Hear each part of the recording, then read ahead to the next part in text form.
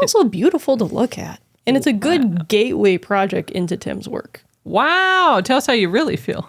I love this movie. I love this movie. I was going to say, hi, I'm Teresa. Welcome to our weekend show of Cocoon Cast, where we deep dive into movies and discuss all things cinema. Hi, I'm Rebecca. Today we'll be discussing on our Retro Rewind the movie Beetlejuice. And we have some spooky Hollywood news. Is your costume SAGAFTRA approved? Let's get started. When Adam and Barbara Maitland perish in a tragic car accident, they realize that the afterlife is a lot more complicated than the living make it out to be. In between learning the ins and outs of being dead, as well as haunting their own home, the Maitlands are forced to forge new friendships if they are to survive their new existence unscathed. Rebecca, let's talk about the movie Beetlejuice. Huge spoiler alert, this is one of my top 3 Tim Burton movies, so of course I'm going to plug this during Halloween. Wow. Tell us why. Tell us why. I find that this movie is emblematic of Tim's style, even if Tim didn't come up with everything. I find that this is a refreshing look into Tim's psyche. It's a story about life and death and what each side of the equation means to the people existing in it. It's also beautiful to look at, and it's a good gateway project into Tim's work. Wow. Tell us how you really feel. I love this movie. I love this movie. I was going to say, and came out in 1988, back when I was 18, back in the day. And yet I think you love this movie more than I do. I think I've seen this movie upwards of 20 times. Holy cow. Okay, so that I did not know. Obviously, every year we actually got to see it in Dolby, which is pretty cool because it obviously hasn't been in the theaters for a while, and it's 35 years old, this movie. I'm totally biased. It holds up. Well, and I'm laughing because you're late 20s, and this movie predated even you, my friend. That's kind of saying something. That is saying something. And so I admit, I like it. I laugh at I like it. You love the movie. It was funny because we were talking about, Halloween's coming up. What are some spooky movies? And we both said, oh, we want to see this one.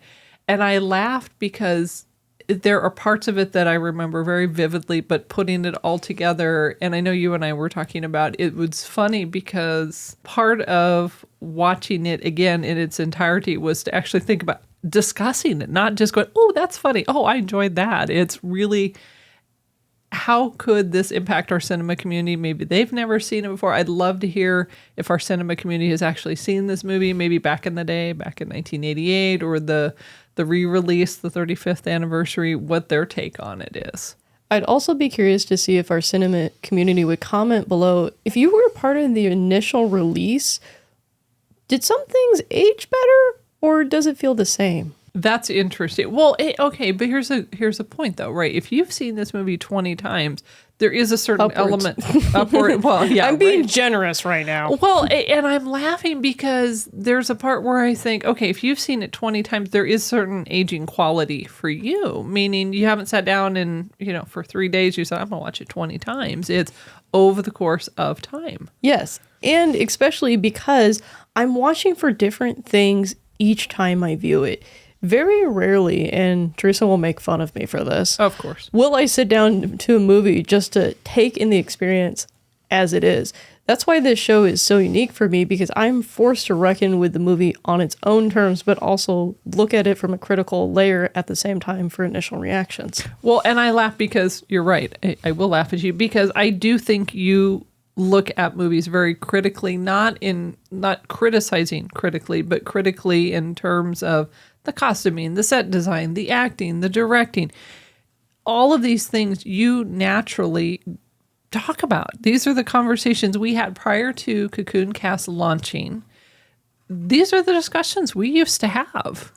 I remember being like a little kid and talking with you about different sequences, different production choices, and how that impacts the movies. So it feels like we're just bringing you along the ride for our living room. And I really like that. And I think this movie really takes the atmospheric tone of you're in a small town, but you're also experiencing things from a wider perspective. Well, in this movie takes place in a small town, back east. Alec Baldwin, back in the day, iconic. Gina Davis. This movie has that small town feel, and yet strange things ensue. And I vacillate between do we share spoilers? Do we not? I'm hoping that people have seen this movie, and your synopsis talks about. There's one big major spoiler, and I think we're okay discussing it because it is highlighted throughout the marketing material. Correct. And that is Gina Davis' character and Alec Baldwin's characters die in a car accident. Literally, first 15 minutes, dead.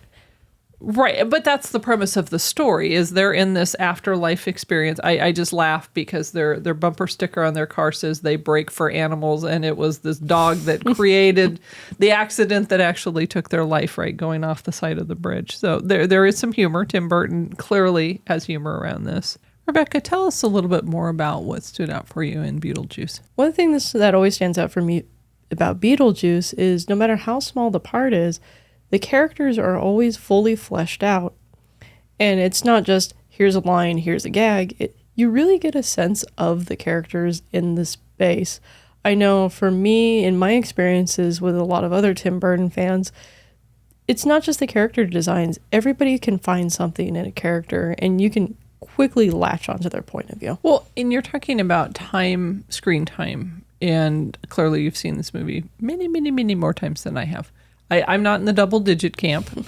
However, I had read a piece where they talked about Michael Keaton, who played Beetlejuice, clearly stand out in this movie. And it said that he was only in the movie for about 14 minutes. I remember you and I discussing that, and I'm always surprised by that statistic because when you think about it, this movie's not that long. But to have a character take up so much space in terms of being compared to the main characters and still making such a wild impression that he's endlessly riffed on to this day. That is why I won't do 2 shows a night anymore, babe. I won't. I think that's quite impressive. And what was it you were saying? 90% of the lines were improvised? 90% of Michael Keaton's lines were improv'd by him, obviously, which I thought that says something about Tim Burton, too, to say, I trust you enough to communicate how you want to communicate. I've also read that this is his favorite movie, Michael Keaton's favorite movie that he's actually in. And he's been, I'm laughing, he's been in some really serious movies like Spotlight, Batman and things. I'm Batman. Nope, this is my favorite. Well, it's ironic to me because the movie is, 92 minutes, a little over an hour and a half. And like you were saying, 14 minutes is actually, we're not talking a 4-hour movie, we're talking an hour and a half movie. But he really did take up a lot of space in the movie, in my mind. Not in a negative way, but just in a really, like you said, leaving a real strong impression even after. Well, and part of that is some of the choices that Tim makes introducing the character to the story. It's almost a lead up. It's not a question of when he's going to come out of the box. It's how he's going to come out of the box. Well, and he comes out of the box multiple times. This isn't a one time.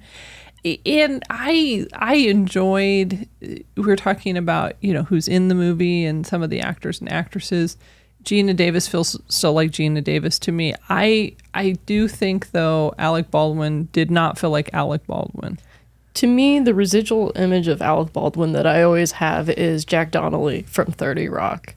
So sure, that's a little flipped on his head. It's a little bit more soft, nurturing, as opposed to screeching boss who cares about his employees, but sometimes just doesn't get things. Well, he's like one of the nicest versions of Alec Baldwin you'll ever see, I think. I'm going to resist making a comment about but that. You know what I'm saying? He just feels very likable and easygoing. Winona Ryder's in there. She's Catherine one of my O'Hara. favorites, yeah. Well, and I thought the movie was well cast. I appreciated that. And Danny Elfman did the music, which is always a good time for me.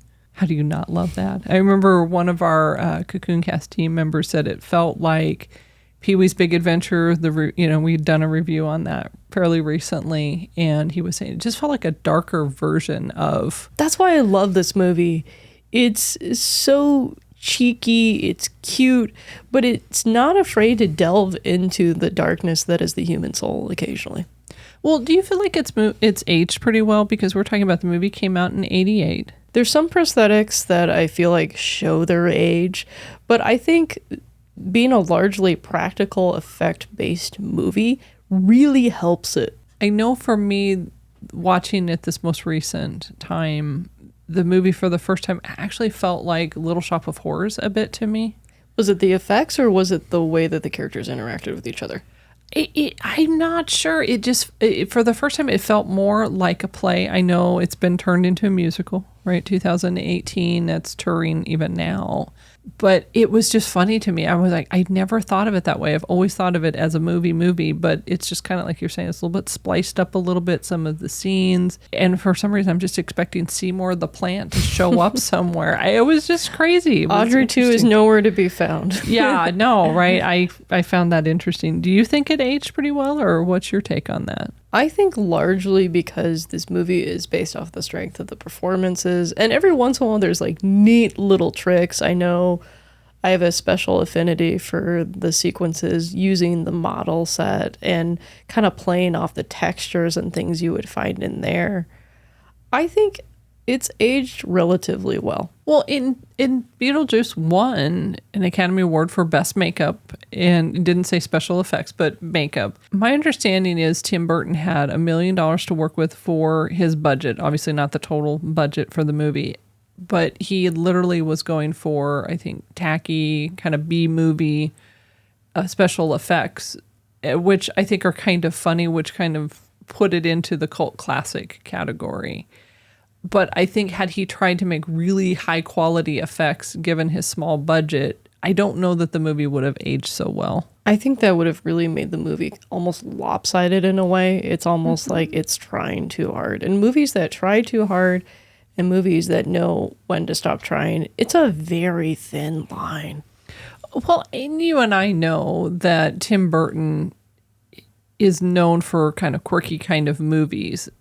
And I don't know that I don't know if Spielberg could get away with quirky kind of movies like this where the effects are less than special. Well, the man did a movie about a shark, and the shark broke like 3 times. I think he can handle a quirky movie. I think he can handle it. Do we have any questions from the box? Having not seen this movie for a really long time, Michael Keaton's character was extremely crass and rude. I forgot like how rude he was. Does that jump out at all, or did it feel like kind of like, oh, we're seeing Beetlejuice again and it's warm and fuzzy? It's really weird to me because I know a lot of people in my generation, the younger generation that have experienced this movie, know Beetlejuice from the cartoon. Beetlejuice in the cartoon is a little bit more goofy, a little bit more jokey. And then when you watch this movie, it's almost jarring. I know one of our team specifically pointed that out to me, and I'd kind of forgotten because I haven't watched the cartoon as much as I've watched the movie. For me, it's almost modern in some ways. I think of characters like Deadpool that just kind of lay that on a bit. And to me, it feels modern in that way. That's a good point, actually. I wouldn't have thought of that. I agree with our other team member, though, that there is a part where he was crasser than I recall. However, back then it felt funny. It still feels funny to me. It didn't feel over the line. But there was a part where I had to remind myself that this is Michael Keaton. And he would, sort of nuance or he would say something in a certain way. And you're like, oh, that is Michael Keaton.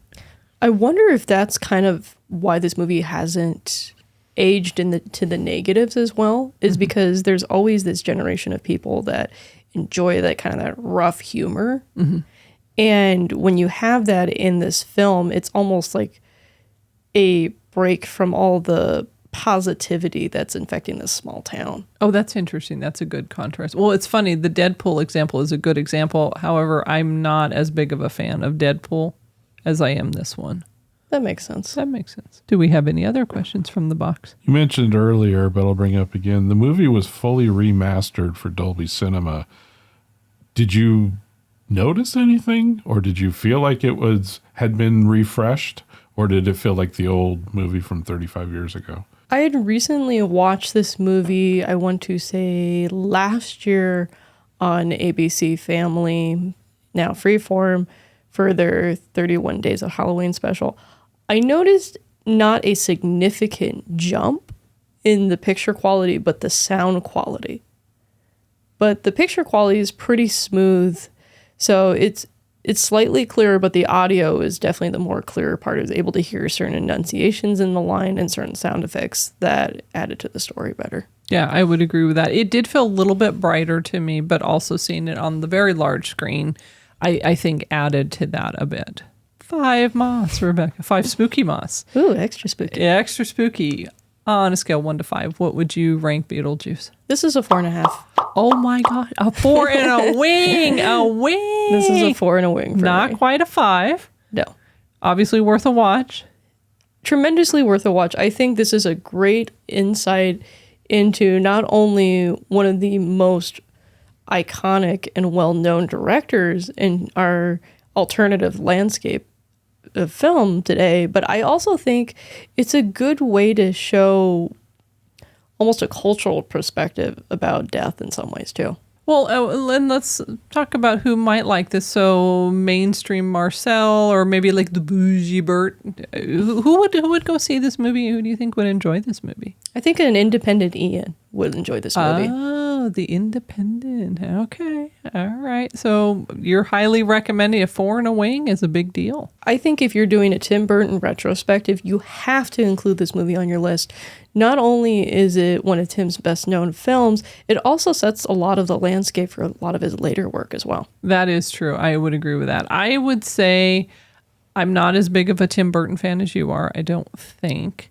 Although Pee-wee is still close and dear to my heart. That's my 4 and a wing. I would say it's probably 3 and a wing for me. A 4 to me feels like you, that I would see it 20 times. I couldn't wait to see it again. And we have a family friend who loves this movie probably as much as you do. And I don't even, I shudder to guess how many times she's seen this movie. But it is one of those things where it's clearly above average. The acting is good. Like you said, the themes are good. The way that they treat death. And there's something about Tim Burton who handles dark matter, if you will, or dark subjects, and they don't feel light or flip, but they're good movies. This was a PG movie, and it felt like a solid PG movie to me. This to me felt like a PG-13 movie, especially considering the material that came out of Michael Keaton's mouth. Well, and back in the day, that wasn't necessarily the rating option. Now it would be PG-13. There's a whole controversy around that, which is interesting. So they slid under with the PG. Slid under with a sandworm? Exactly right. If you enjoyed our review on Beetlejuice, please like, which helps more viewers find our cinema community, and subscribe so you don't miss our upcoming reviews, and please share with your friends. Rebecca, it is that time of the show to talk about who we are not sponsored by this week. Who are we not sponsored by? Good question. We are not sponsored by Aqua Net. We're not sponsored by Aquaman? No, not Aquaman. Okay, how is that man going to need hairspray? That man's not going to need hairspray. That's true. He lives underwater. He lives underwater. You familiar with Aqua Net? I'm just picturing a blue covered net, so please just tell me something that's... Is it that? No. Aqua Net is the iconic hairspray. Began back in the day. They were founded by a chemist, go figure, in St. Paul, Minnesota. I don't know, back where they have big hair, but... Big arches, big hair. Big hair. And I think you've seen it. It was back in the 50s, 1964, top-selling beauty product in the United States. Wow. I think it's fascinating. And they have the purple cans. Have you seen big? And they're not like little. I mean, these are big purple cans. Spray, your hair just goes like this, and it has a distinctive smell. You sound like you're speaking from personal experience. I am speaking from personal experience. Okay, so they came out way, way, way back. You would laugh. There are pictures of the boxes, family members, moms, aunts. There's like little boxes and crates in the boxes family. The beehive hairdos. Have you seen these family shots? Okay. Oh, yeah. Yeah, that's like, I'm remembering. But aren't you curious, right? How do I get my hair to do this? How do we get your hair to do that? You take the Aqua Net and you... One step spray, eh? Well, and here's the thing that's funny. So the company was founded in 1935, which, ironically, the year my dad was born. That tells you how old this is, right? That's pretty No disrespect to my dad, but, you get it. But it was funny because they have, different ambassadors. And, back in the day, they had the Three Stooges. I'm sorry, what? Well, that's what I'm thinking. And then Donna Mills, back in the 80s, She makes sense. The Three Stooges don't. But here's the thing. You think of Beetlejuice, right? How do you think he gets his hair like this? How do you think he gets his hair to stay this way? Aqua Net. So I'm thinking, why not call Aqua Net? They like, crazy hair, and they're good at crazy hair. So I thought, they're going to want to sponsor us because we're talking about their guy, talking about Beetlejuice. Everybody likes Beetlejuice. His hair does this. No, don't want to sponsor us. However, yes, you're right. I do recall I have an Aqua Net story, and my name is Teresa. Hi. Back in the 80s, my friends, this is the era of the big hair. How do you think we got our hair to stay that way? Well, I'm going to guess Aqua Net based on everything you've been telling me. It's Aqua Net. And one of the gals in my wedding, she grew, the hair net. My best friend in high school, I mean, I grew up with this stuff. And of course, you didn't know me back then. I had bigger hair. How do you think your dad, right? Look at me. Hey, look at her. She's got big hair and she's so cute. The secret is Aqua Net. That'd be a good ad slogan. I tell you, many a women, and you'll appreciate this. Okay, I'm, again, a little bit before your day, but the music group Cinderella, Motley Crue, a lot of people have heard of Motley Crue. Yeah, I know those names. Okay, so I wasn't the biggest fan of them. However, they're guys and they have big hair. What do you think they're using? Aqua Net. That's my point. Everybody's using Aqua Net. However, when it comes to sponsoring us, everybody likes them. Everybody's using it. Three Stooges are even using them. But do you think they're going to sponsor us? Sponsor the Stooges, but not sponsoring us. I see how it is. Yeah, that's right. So as much as we appreciate Aqua Net and have given us many memories and lots of big hair stories and experiences, not up for sponsoring us today. Thanks, Aqua Net, for not sponsoring us. If you have seen Beetlejuice and want to share our review with a friend but don't want to share the whole show, head over to our companion channel, Cocoon Cast Clips, where we take this show and cut it up into bite-sized clips. Perfect when you're short on time or just want to share a snack-sized review with your cinema community. It's that time in the show where we want to hear from you, our cinema community. We'd love to see you standing outside your favorite movie theater with your cinema community. Please send your photo to hello@cocooncast.com. Be sure to tell us who you are, what movie you're going to see, so you can show our community your cinema spirit. And let's talk about some of the cool comments we've been getting, Teresa. Okay, let's talk about. So first we have Teresa Clemens 6730. She commented on our review of Hocus Pocus. Here's what she had to say. Hocus Pocus is one of my favorites. Love when Beth sings. Oh, no kidding. She gets it. And full disclosure, this is not your alternate account. No. That's another Teresa. There are other Teresas out there, not just me. It's true. So thank you for the comment. Thank you for watching. And I definitely agree with that. If Bette Midler would have sang through the whole movie, I would have been thrilled. Next up, we have Know the Show 4066 commenting on our review of Hocus Pocus. Can't wait for more Halloween movie reviews. I agree with you, Noah. Halloween is one of my favorite times of the year, and I'm always looking forward to some new spooky flick. And next week we are doing Nightmare Before Christmas, correct? That is correct. So slightly more Halloween, not quite the Halloween-y, but we're getting there, right? Next up, we have Carol Ann 500, who gave us an extremely detailed comment on our Taylor Swift video from the Eras Tour concert. She said, loved your video. The concert was so amazing. We had such a good time. We went twice. Haha, twice. Watched the movie. Was so much fun. With a delight to see her face, her emotions, and her smile up close. It was also great to see the stage props up, of course. It was not the same and dynamic as a live concert with 70,000 Taylor fans. I know, right? All rocking out and singing together. Carol's comment was great. She actually gave some really great recommendations. So if you're a Swiftie, we would say check out our channel, check out the comments under the Eras Tour review that we did. She gives some really specific examples, like listening to specific songs, what to look for. So we really appreciated that. Especially if you're a newer Swiftie, Carol really gets into Taylor's discography and pulls out some experiences that should be highlighted. Well, and I appreciate her passion. She just set the stage. 70,000 people. We went twice. We looked. We watched.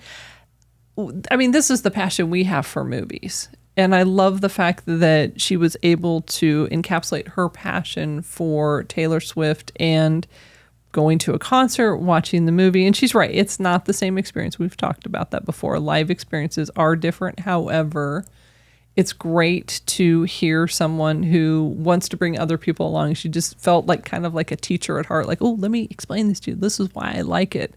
So I really appreciated that. So thank you very much. Finally, Johnny L216 commented on our review of Hocus Pocus. Discovered your channel today and already watched a few reviews.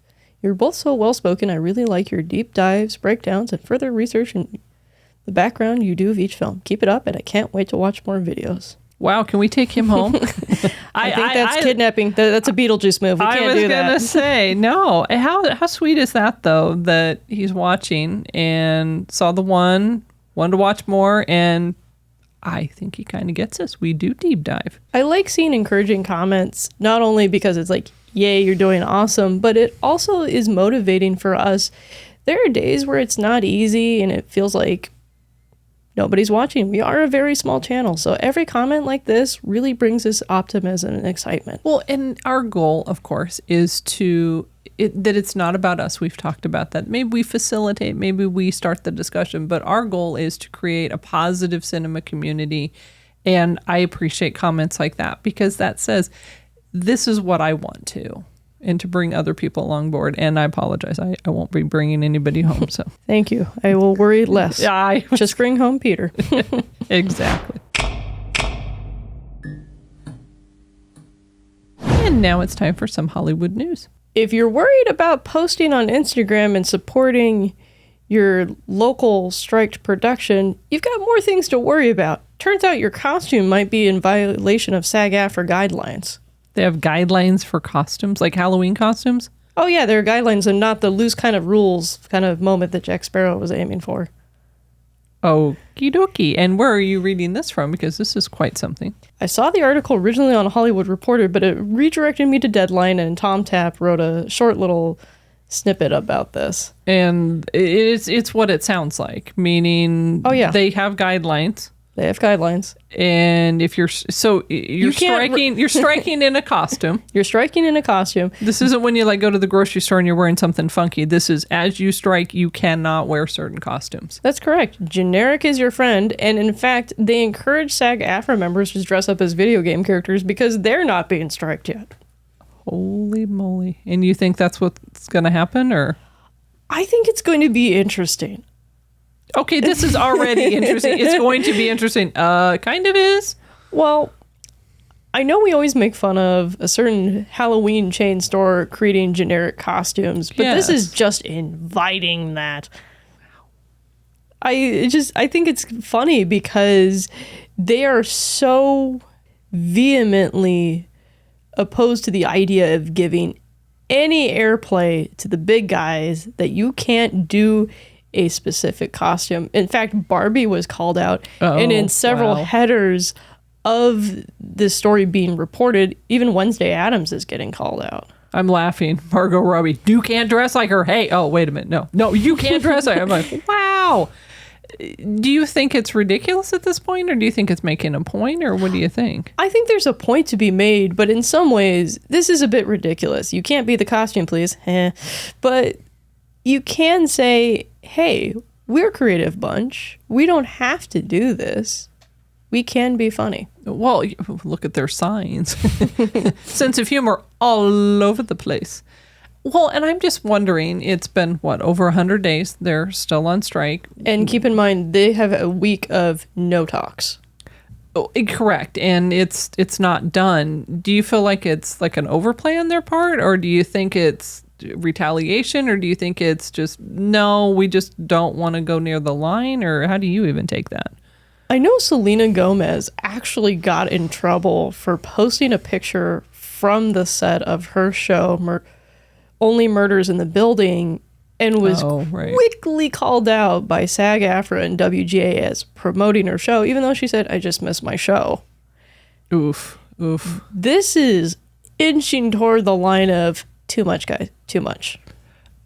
and they want to be done, I'm sure, but at the same time, it's starting to feel like it's taking a turn, and not in a good way, not in a, hey, we're negotiating, we're going to get through this. It just feels like it's starting to become a little bit dicey over there. It's not like I'm going to see somebody's costume and go, oh, wait, I forgot to finish the season of that show. I should probably watch that. Obviously, you're not me, because I would do that and be like, oh, I love that show. It's like, uh-oh.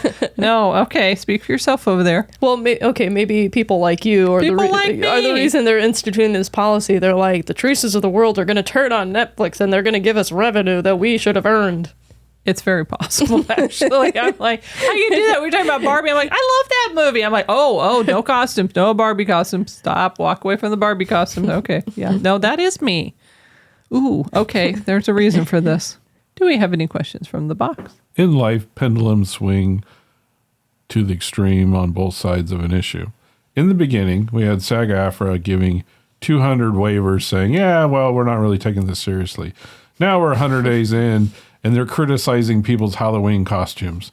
Do you feel like the pendulum is really swinging in this? The phrase that keeps coming to my mind is touchy, touchy, touchy, touchy. It's like, wow, this is a bit much. However, we've established that the policy is probably to protect the public from people like me. Rebecca, do we have any other Hollywood news?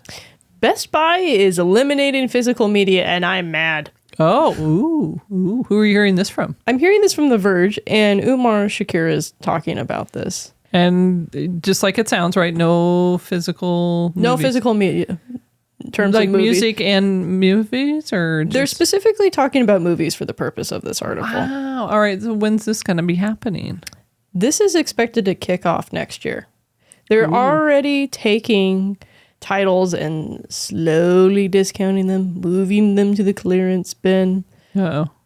But it's frustrating because it's not only impacting their physical storefronts, this is also impacting their digital storefronts. So if you were thinking, hey, I can get that new 4K Steelbook online, you're out of luck.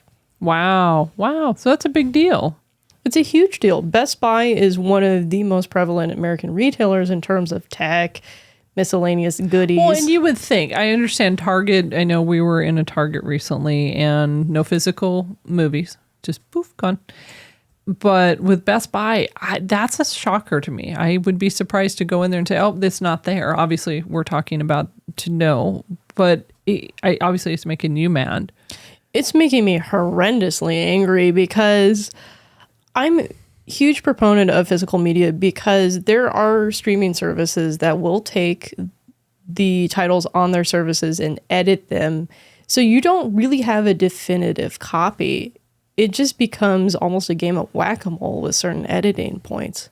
Well, and you grew up, obviously, with physical media and the value of buying physical media. That's correct. The box and I have spent many long hours poring over titles, trying to figure out what are we going to add to the collection.